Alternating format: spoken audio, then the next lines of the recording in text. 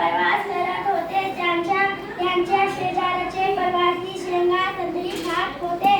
तर फळे खाली टाकत होते. त्यांच्या खाऊन झाल्यावर गुरुजी उठले. तर फळे सारी गोळा केल्या, कागदात बांधून ठेवल्या. गुरुजी आपल्या जागेवर बसले. शेंगा खाणाऱ्या प्रवाशांना वाचली नाही. नंतर पुढच्या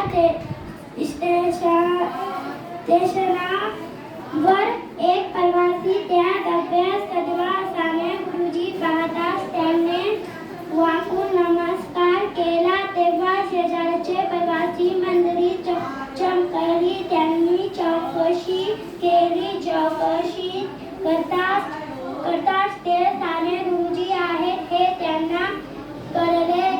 ते सर्वच खालील झाले व म्हणाले, गुरुजी आमचे चुकले, क्षमा करा. गुरुजी नम्रपणे म्हणाले, मी कोण तुम्हाला क्षमा करणार.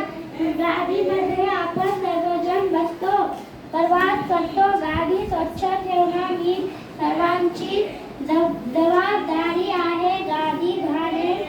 गाडी घाण होऊ नये म्हणून मी ती स्वच्छ केली.